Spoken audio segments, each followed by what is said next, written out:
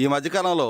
మనం సాక్షిలో ప్రచురితం అవుతున్న కథనాలు, వాళ్ళ బ్యానర్ ఐటెంలు ఇవన్నీ చూస్తుంటే వెనకటి రోజుల్లో మనకి ప్రముఖ జానపద దర్శకులు విఠలాచారి గారి సినిమాల్లో ప్రదర్శింపబడిన గజకర్ణ, గోకర్ణ, టకుటమార విద్యలన్నీ కూడా ఆనాటి మాయలు, మరాఠీ విద్యలన్నింటినీ కూడా సాక్షి పత్రిక ద్వారా ప్రజలకు చేరువ చేసే ప్రయత్నం సాక్షి యాజమాన్యం ద్వారా జరుగుతూ ఉంది. ఎందుకంటే సాక్షాత్తు జగన్మోహన్ రెడ్డి గారి కుటుంబ యాజమాన్యంలో ఉన్న పత్రిక, జగన్మోహన్ రెడ్డి గారి రాజకీయ ఎజెండాలో భాగంగా ఆ పత్రికని గడిచిన దశాబ్ద కాలం పైగా వాళ్ళ సొంత పార్టీ కరపత్రికలాగా ఎలా వాడుకుంటున్నారు అనడానికి కొన్ని వేల ఉదాహరణలు మనం ప్రస్తావించి చెప్పొచ్చు. అలాగే ఈ మధ్య కాలంలో సాక్షిలో ప్రచురితమైన నాడు నెంబర్ 1 నేడు నెంబర్ 8 అనే పేరుతోటి ప్రచురితమైన కథనం. ఆ కథనం ద్వారా వాళ్ళు చెప్పదలుచుకున్నది ఏంటి అంటే, జగన్మోహన్ రెడ్డి గారి ఘనమైన పాలనా కాలంలో ఆంధ్రప్రదేశ్ రాష్ట్రం ఈజ్ ఆఫ్ డూయింగ్ బిజినెస్ లో నెంబర్ 1 స్థానంలో నిలిచింది. కానీ నేడు చంద్రబాబు నాయుడు గారి నాయకత్వంలోని ఎన్డీఏ కూటమి ప్రభుత్వ హయాంలో 8వ స్థానంలో ఈజ్ ఆఫ్ డూయింగ్ బిజినెస్ లో ఆంధ్రప్రదేశ్ రాష్ట్రం నిలిచింది అని చెప్పని ఒక కథనాన్ని వాళ్ళు వండి వార్చారు. అంటే జగన్మోహన్ రెడ్డి గారి పాలనా హయాంలో రాష్ట్రంలోకి లక్షలాది కోట్ల రూపాయల పారిశ్రామిక పెట్టుబడులు వచ్చాయి. అలా పెట్టుబడులు రాష్ట్రంలోకి ప్రవహించడానికి కావాల్సిన మెరుగైన పాలసీలు, మెరుగైన పాలనా విధానాలు, అటువంటి అనుకూలమైన వాతావరణం జగన్మోహన్ రెడ్డి గారి పాలనా హయాంలో కొనసాగింది. అందువల్ల జగన్మోహన్ రెడ్డి పాలనా హయాంలో రాష్ట్రంలో లక్షలాది నిరుద్యోగ యువతకు ఉపాధి అవకాశాలు దక్కాయి. కానీ నేడు ఎన్డీఏ కూటమి ప్రభుత్వ హయాంలో అటువంటి పరిస్థితే లేదు అని చెప్పని ప్రజలకు ఒక మాయల మరాఠీ లాంటి సమాచారాన్ని అందించే ప్రయత్నం చేశారు. అంటే కేంద్ర ప్రభుత్వం నీతి ఆయోగ్ ద్వారా ఇన్వెస్ట్మెంట్ ఫ్రెండ్లీనెస్ ఇండెక్స్ 2026 అని చెప్పని ఒక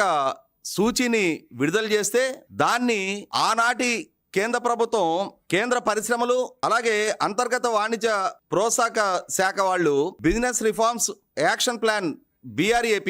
ఆ నివేదిక, ఆ రోజుల్లో కేంద్ర పరిశ్రమల శాఖ వాళ్ళు విడుదల చేసిన నివేదికని ఈనాడు నీతి ఆయోగ్ ద్వారా విడుదల చేసిన సూచీతో పోల్చి ఈ 2 నివేదికలు ఒకటే అని చెప్పని ప్రజలను భ్రమింపజేసే ప్రయత్నం చేశారు. వాస్తవంగా ఈజ్ ఆఫ్ డూయింగ్ బిజినెస్ వేరు, అలాగే ఇప్పుడు నీతి ఆయోగ్ ద్వారా విడుదల చేయబడిన ఇన్వెస్ట్మెంట్ ఫ్రెండ్లీనెస్ ఇండెక్స్ అనేది వేరు అనేది సహజంగా ఇటువంటి సాంకేతిక పరమైన పదాలు, అలాగే కొంచెం అకాడమిక్ పరిజ్ఞానం కలిగిన వారికి మాత్రమే అర్థమయ్యే ఇటువంటి పదాలు సామాన్య ప్రజానీకానికి అర్థం కావు. కాబట్టి సాక్షి ద్వారా ఏదో ఒక విష ప్రచారాన్ని ప్రభుత్వం మీద దుమ్మెత్తు పోయటానికి ఒక సాధనంగా వాడుకోవటానికి ఏ అవకాశం దక్కితే ఆ అవకాశం ద్వారా మాకు విష ప్రచారం చేయటమే మా ఎజెండాలో భాగం అన్నట్టుగా సాక్షి ఈ కథనాలు వండి వరుస్తూ ఉంది. ఇక్కడ గమనించుకోవాల్సింది, మనకొక పాపులర్ సామెత ఉంది, పిల్లి నల్లదా తెల్లదా అనేది అప్రస్తుతం, ఎలుకలు పట్టిందా లేదా అనేది ముఖ్యం అని చెప్తారు. అలాగే ఇవాళ ఈజ్ ఆఫ్ డూయింగ్ బిజినెస్ లో జగన్మోహన్ రెడ్డి 1వ స్థానంలో నిలిపితే ఏంటి, ఇవాళ ఇన్వెస్ట్మెంట్ ఫ్రెండ్లీనెస్ ఇండెక్స్ లో ఆంధ్రప్రదేశ్ రాష్ట్రం 8వ స్థానంలో ఉంటే ఏంటి అనేది ఒకసారి మనం వివరించి చెప్దాం. జగన్మోహన్ రెడ్డి పాలనా హయాంలో అతను ఈజ్ ఆఫ్ డూయింగ్ బిజినెస్ 1వ స్థానంలో నిలిపిన పర్యవసానం రాష్ట్రానికి అతని ద్వారా తెచ్చిన పెట్టుబడులెన్ని, అతని ద్వారా స్థాపించబడ్డ పరిశ్రమలెన్ని, అతని హయాంలో కల్పించబడ్డ ఉపాధి ఎంత అనేది ఏనాడు సాక్షి పత్రిక ద్వారా కానీ, వైసీపీ పార్టీ అఫీషియల్ ప్లాట్ఫామ్స్ మీద కానీ, అలాగే అధికారికంగా వైసీపీ ప్రభుత్వ హయాంలో కూడా ఏ సందర్భంలో ప్రస్తావించిన నేపథ్యం లేదు. అలాగే ప్రజలకు విడమర్చి చెప్పిన సాహసం కూడా వాళ్ళు చేయలే. కారణం ఏంటి అంటే, ముఖ్యమంత్రిగా జగన్మోహన్ రెడ్డి పదవి బాధ్యతలు చేపట్టిన తొలినాళ్లలోనే పవర్ పర్చేసింగ్ అగ్రిమెంట్లు రద్దు లాంటి ఒక విధ్వంసకర నిర్ణయం తీసుకున్న పర్యవసానం నాడు కేంద్ర ప్రభుత్వం పదే జగన్మోహన్ రెడ్డి ప్రభుత్వాన్ని ఇటువంటి విధ్వంసకర నిర్ణయ పర్యవసానం దేశీయంగా అలాగే అంతర్జాతీయంగా ఉన్న పెట్టుబడిదారుల మీద దుష్ప్రభావం చూపుతుంది. ఒక ప్రభుత్వం తాను చేసుకున్న ఒప్పందాలని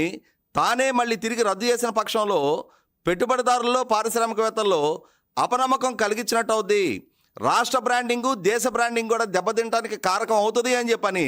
ఎన్నిసార్లు హెచ్చరించే ప్రయత్నం చేసినా అటువంటి హెచ్చరికల్ని పెడచెవిని పెట్టిన జగన్మోహన్ రెడ్డి ప్రభుత్వం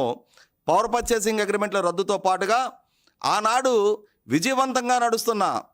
ఇన్ఫ్రాస్ట్రక్చర్ ప్రాజెక్టుల టెండర్లన్నిటినీ రద్దు చేసిన పర్యవసానం రాష్ట్ర బ్రాండింగ్ దెబ్బతింది. అదే క్రమంలో పొల్యూషన్ కంట్రోల్ బోర్డు ద్వారా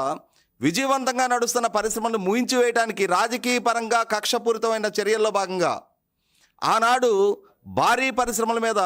అతను కక్ష కట్టి అతను ఆ పరిశ్రమల్ని మూసివేయించే నేపథ్యం, అలాగే అమరావతి రాజధాని స్టార్టప్ ఏరియాకి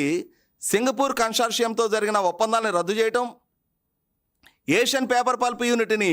తరిమివేయటం, ఇట్లా పదుల సంఖ్యలో జగన్మోహన్ రెడ్డి ప్రభుత్వ హయాంలో రాష్ట్రం నుంచి తరిమివేయబడ్డ సంస్థల లిస్టు మనం చెప్పొచ్చు. అదే సందర్భంలో 2014-19 మధ్యకాలంలో చంద్రబాబు నాయుడు గారి ప్రభుత్వ హయాంలో ఆ టెన్యూర్లోనే ఎన్ని లక్షల కోట్ల రూపాయల సంస్థలు, ఎన్ని వేల సంస్థల గ్రౌండింగ్ అయ్యాయి అని చెప్పని అది మీరు నేను చెప్పడంలా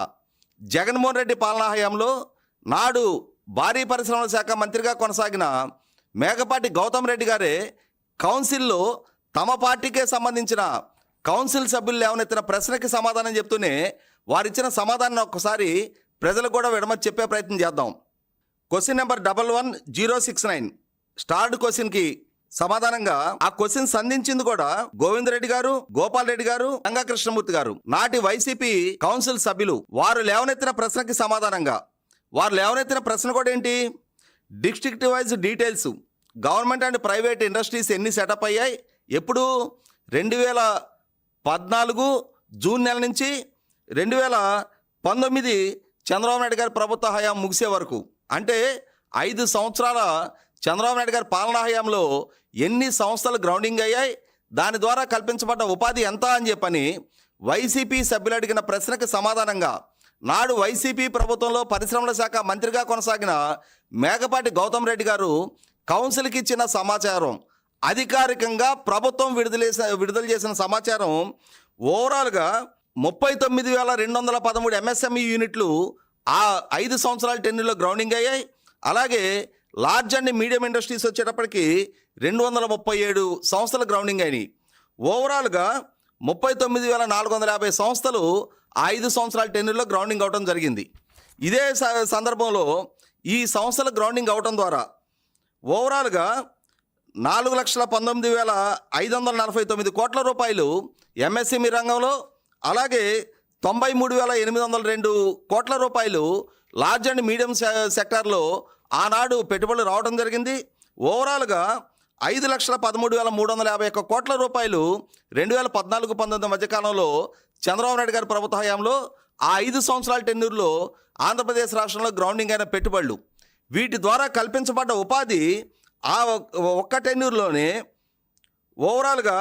5 లక్షల మందికి పైగా ఉపాధి కల్పన జరిగింది అని చెప్పని నాటి పరిశ్రమల శాఖ మంత్రి మేకపాటి గౌతమ్ రెడ్డి గారు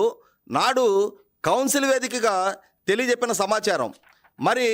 ఇటువంటి అధికారిక సమాచారం ప్రభుత్వం దగ్గర ఉంచుకొని కూడా మరి జగన్మోహన్ రెడ్డి గారు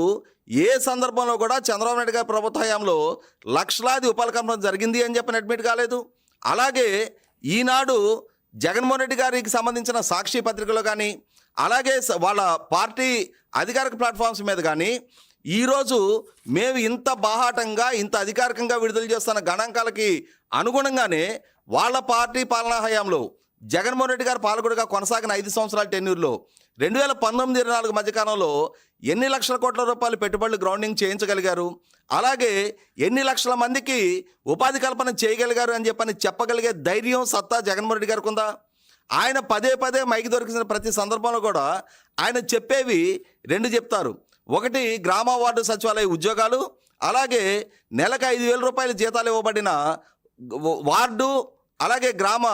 వాలంటీర్ల గురించి. ఇంతకంటే భిన్నంగా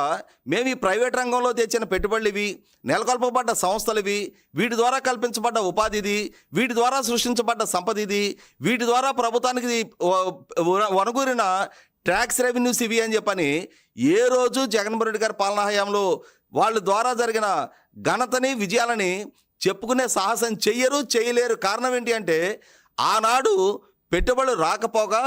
రాష్ట్రంలో ప్రతిపాదించబడ్డ వందలాది సంస్థలని రాష్ట్రం నుంచి తరిమివేసి రాష్ట్రానికి తీవ్ర అన్యాయం చేసిన చరిత్ర వాళ్ళది. అటువంటి నేపథ్యం కలిగిన జగన్మోహన్ రెడ్డి ఈరోజు ఈ 25 నెలల ఎన్డీఏ కూటమి పాలనా హయాంలో ఇప్పటి వరకు 2025 నవంబర్ 14-15 తారీఖుల్లో విశాఖపట్నంలో జరిగిన పెట్టుబడిదారుల సదస్సుతో సహా వివిధ రాష్ట్రాలు, వివిధ దేశాలు, అలాగే ప్రపంచంలో ఉన్న వివిధ ప్రాంతాల్లో పర్యటించి చంద్రబాబు నాయుడు గారు, అలాగే IT and HRD minister Lokesh గారు, అలాగే ఇండస్ట్రీ మినిస్టర్ భరత్ గారి ద్వారా ఆంధ్రప్రదేశ్ రాష్ట్రంలోకి ఛానలైజ్ అయిన దేశంలోనే అత్యధికంగా 29 రాష్ట్రాల మధ్య జరుగుతున్న ఒక ఆరోగ్యకర పోటీలో ఇప్పటి వరకు దేశంలోకి వచ్చిన పెట్టుబడి ప్రతిపాదనలో 25.3%, అంటే సుమారుగా 23 లక్షల కోట్ల రూపాయలకు పైగా పెట్టుబడి ప్రతిపాదనలు ఆంధ్రప్రదేశ్ రాష్ట్రం దక్కించుకోగలిగింది అని అంటేనే ఇన్వెస్ట్మెంట్ ఫ్రెండ్లీ ఇండెక్స్ ఆంధ్రప్రదేశ్ రాష్ట్రం ఎంత వేగంగా పెట్టుబడి ప్రతిపాదనలు ఆకట్టుకోగలుగుతుంది అనేది ఇవాళ దేశం కళ్ళ ముందు కనిపిస్తా ఉన్న వాస్తవ దృశ్యం. ఇవాళ ఇరుగు పొరుగునున్న తమిళనాడు, కర్ణాటక, తెలంగాణ లాంటి రాష్ట్రాల్లో ఆంధ్రప్రదేశ్ రాష్ట్రం సాధిస్తున్న ఈ పెట్టుబడులను చూపి అక్కడ ప్రతిపక్షాలు, అక్కడ ప్రభుత్వాలను విమర్శ చేస్తూ ఉన్నాయి. ఒక రకంగా మాట్లాడుకుంటే owner's pride and neighbours envy అని చెప్పనే ఒకనాటి కమర్షియల్ యాడ్ లాగా ఈరోజు మిగిలిన రాష్ట్రాలు, అక్కడున్న రాజకీయ పక్షాలు, అక్కడున్న ప్రభుత్వాలకు కూడా అసూయ కలిగించే స్థాయిలో ఆంధ్రప్రదేశ్ రాష్ట్రం, అలాగే ముఖ్యంగా చంద్రబాబు నాయుడు గారు, పవన్ కళ్యాణ్ గారు, నారా లోకేష్ గారి నేతృత్వంలో లక్షలాది కోట్ల రూపాయల పెట్టుబడి ప్రతిపాదనలు రాష్ట్రంలోకి రప్పించగలుగుతూ ఉన్నారు. అలాగే ఇప్పటి వరకు జరిగిన 19 ఎస్ఐబిపి సమావేశాల్లో సుమారుగా 12,70,000 కోట్ల రూపాయల పెట్టుబడి ప్రతిపాదనలు స్టేట్ ఇన్వెస్ట్మెంట్ ప్రమోషన్ బోర్డు ద్వారా క్లియర్ చేయడం కూడా జరిగింది.